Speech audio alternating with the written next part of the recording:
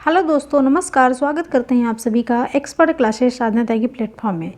दोस्तों, आपके डिमांड पर हमने यहाँ पर संस्कृत की वीडियो लेके आए, यानी कि संस्कृत की क्लास को लेकर आए हैं। अगर आप लोगों का प्यार मिला इस वीडियो में, इस क्लास में आप लोगों का प्यार मिला तो हम और भी क्लासें यहाँ पर संस्कृत की लेकर आएंगे। डेली क्लास होगी, नहीं तो बस ये लास्ट ही हमारी क्लास होगी संस्कृत की। तो जैसे हम हिंदी, पर्यावरण और पेडागोजी के प्रश्न करते हैं, वैसे हम डेली क्लास कराते रहेंगे। 3 सब्जेक्ट है, लेकिन हम संस्कृत के क्लास नहीं करवाएंगे। तो वीडियो अच्छी लगे तो फटाफट से लाइक और कमेंट में यस जरूर करिएगा। तो चलिए क्लास को स्टार्ट करते हैं। आज का अपना पहला प्रश्न है, यहाँ पर हमने बेहतरीन प्रश्नों को लिए हैं। प्रश्न बहुत ज़्यादा नहीं, 10 ही प्रश्न है, 10-11 प्रश्न है। लेकिन जो भी प्रश्न है हम यहाँ पर चेक करने के लिए हैं कि आप में से कितने लोग इस वीडियो को लाइक करते हैं और प्यार देते हैं। तो आज का अपना पहला प्रश्न है कि श्रवण कौशल संबंध गतिविधि के मूल्यांकन के लिए क्या आवश्यक है। यदि हम श्रवण कौशल के संबंध में गतिविधि का मूल्यांकन कर रहे हैं तो उसके लिए क्या आवश्यक है। लिखित कार्य से अधिकाधिक अभ्यास, श्रुत सामग्री अधिकृत विविध प्रकार का प्रश्न है, या फिर वर्ण विन्यास से अभ्यास, स्तरीय वाचन सामग्री। तो देखिए, अगर हम श्रवण कौशल संबंधी गतिविधि का मूल्यांकन कर रहे हैं तो उसके लिए सबसे ज़्यादा जरूरी है कि श्रुत सामग्री अधिकृत विविध प्रकार का प्रश्न, यानी कि सुनाने संबंधी सामग्री, यानी कि सुनाए गए सामग्री को लेकर, अधिकृत का मतलब होता है लेकर, सुनाए गए सामग्री को लेकर विविध प्रकार का प्रश्न पूछना। अब यहाँ पर सामग्री का मतलब क्या होता है, श्रुत का मतलब होता है सुनाए गए, सामग्री का मतलब कंटेंट। यहाँ पर बात की जा रही है कंटेंट की, कि आप जो कंटेंट पढ़ा रहे हो, जो बुक से जिस पाठ को आप पढ़ा रहे हो उसको लेकर विविध प्रकार के प्रश्न जो है बालकों से, शिक्षार्थी से कीजिए। ठीक है, तब जो उनका श्रवण कौशल गतिविधि होगा। तो यहाँ पर बी ऑप्शन आपका राइट हो जाएगा। क्लियर। प्रश्न नंबर दूसरा है कि व्याकरण शिक्षण से सर्वोत्तम विधि। व्याकरण शिक्षण के लिए सर्वोत्तम विधि क्या है। आगमन निगमन विधि, सूत्र व्याख्या विधि, निगमन होना चाहिए, सॉरी यहाँ पर नियमन विनिमय विधि, या फिर शिक्षण विधि। तो व्याकरण शिक्षण के लिए जो सबसे ज़्यादा महत्वपूर्ण विधि होती है, सर्वोत्तम विधि आप कह सकते हैं होती है, वो होती है आपकी निगमन विधि। ठीक है, निगमन विधि। निगमन विधि में क्या होता है कि पहले हम क्या करते हैं, नियम से उदाहरण की ओर चलते हैं। ठीक है, नियम से उदाहरण की ओर चलते हैं। और आगमन विधि में क्या होता है, तो आगमन विधि में होता है उदाहरण से नियम की ओर।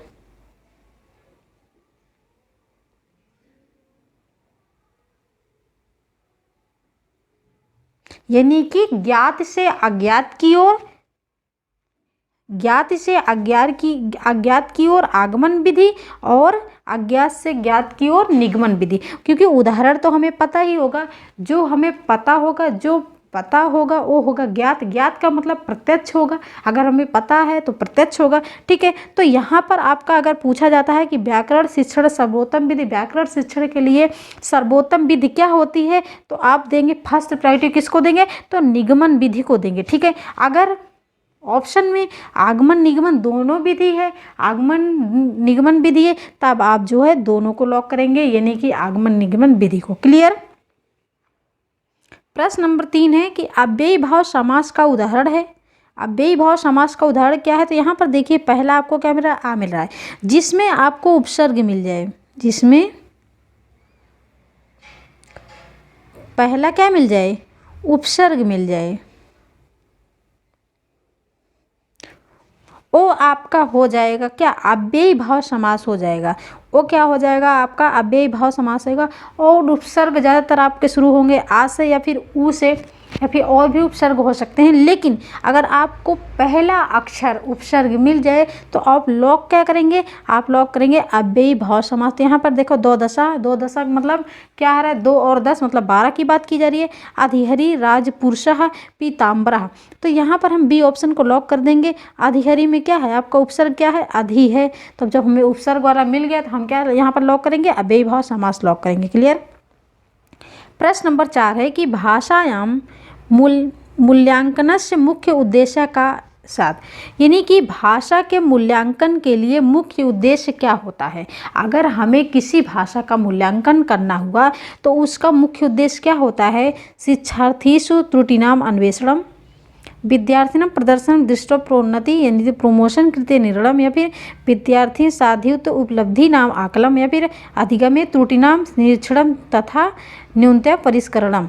तो देखिए यहाँ पर बात की जा रही है कि अगर हमें किसी भाषा का मूल्यांकन करने के लिए उद्देश्य पूछा जाता है कि किसी भाषा के मूल्यांकन के लिए मुख्य उद्देश्य क्या होना चाहिए, तब हम क्या लॉक करेंगे बताइए। तब हम क्या लॉक करेंगे, डी विकल्प को लॉक कर देंगे। क्यों लॉक कर देंगे, क्योंकि अब आपको लग रहा होगा कि हम ए विकल्प को भी तो लॉक कर सकते हैं, लेकिन यहाँ पर देखिए ए विकल्प क्या कह रहा है कि शिक्षार्थीषु त्रुटिनाम अन्वेषण, शिक्षार्थियों के त्रुटियों को खोजो।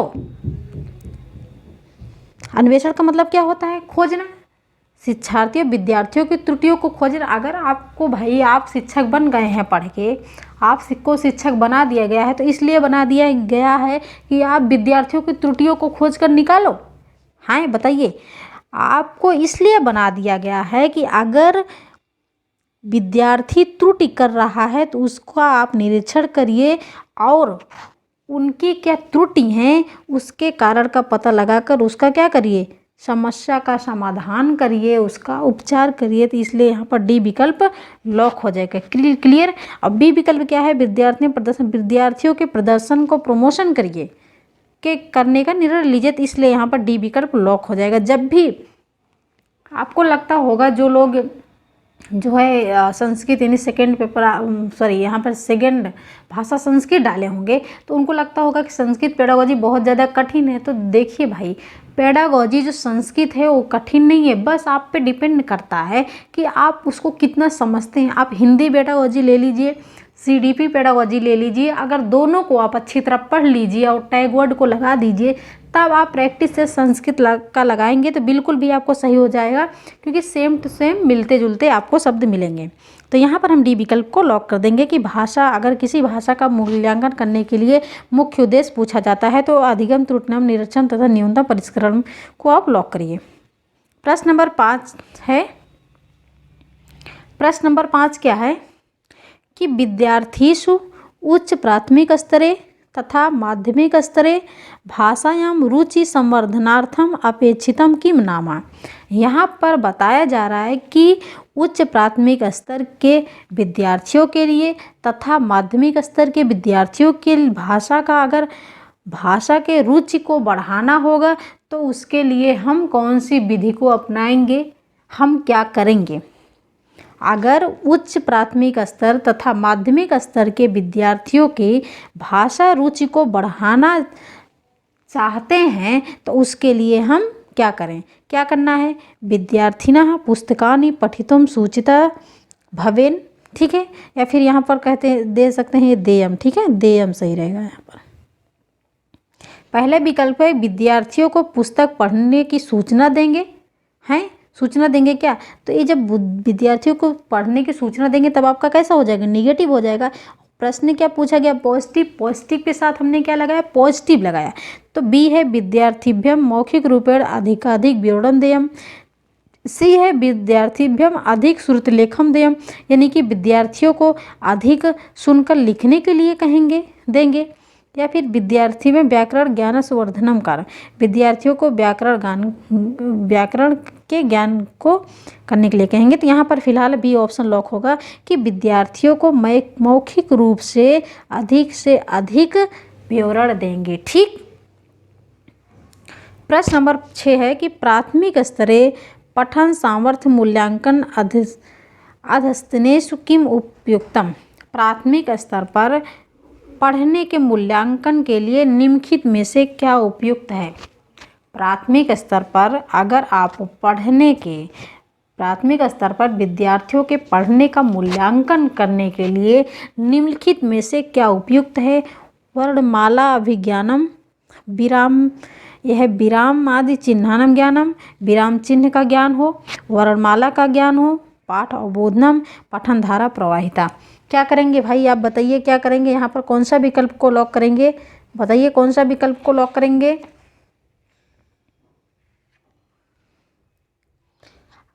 यहाँ पर बात की जा रही है कि प्राथमिक स्तर पर अगर हमें विद्यार्थियों के पढ़ने के मूल्यांकन को जो है पूछा गया है कि पढ़ने के मूल्यांकन को निम्नलिखित में से क्या उपयुक्त है, तो हम उसका पढ़ने के मूल्यांकन का करें। अगर हम किसी पाठ को पढ़ा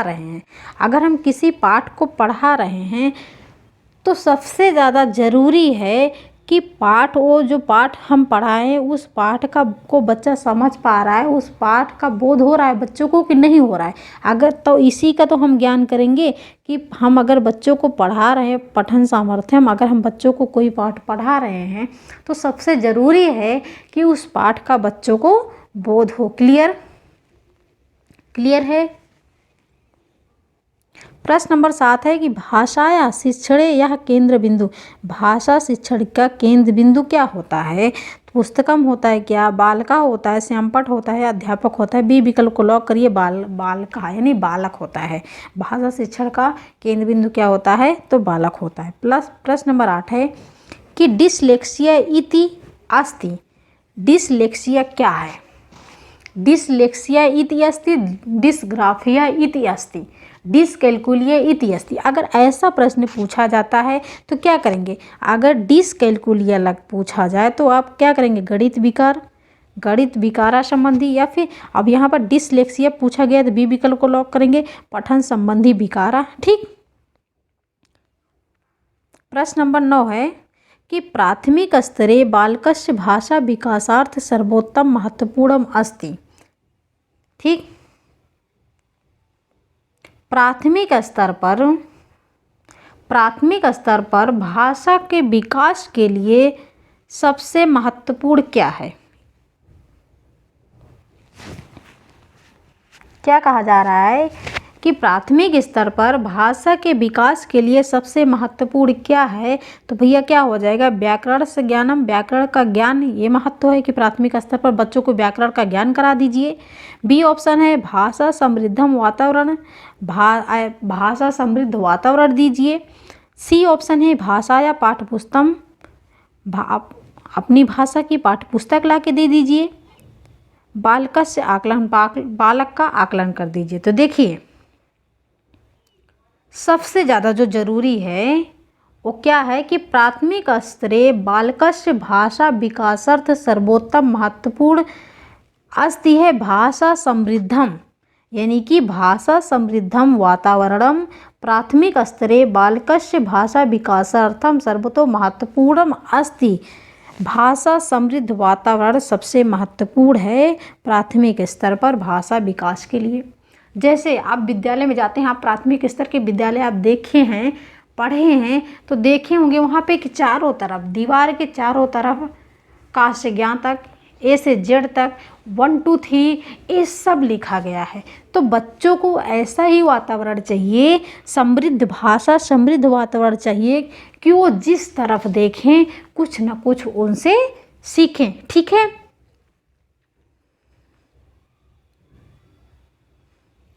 क्लियर। प्रश्न नंबर 10 है कि मातृभाषा आधारित बहुभाषावाद नाम किम, यानी कि मातृभाषा आधारित बहुभाषावाद नाम किम। मातृभाषा पर आधारित बहुभाषावाद का तात्पर्य क्या है? मातृभाषा पर आधारित बहुभाषावाद का तात्पर्य क्या है? प्रश्न है और ऑप्शन है केवल मातृभाषा अधिगम, केवल मातृभाषा है। बी है मातृभाषा माध्यमेम अधिगमा, मातृभाषा माध्यम ही अधिगम है। या फिर सी है प्रथम मातृभाषा अधिगम तदंतरम अधिकानम भाषणम। या एक मिनट,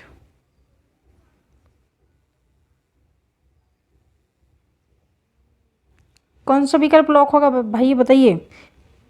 कौन सा विकल्प लॉक होगा? मातृभाषा पर आधारित बहुभाषा का तात्पर्य क्या होता है?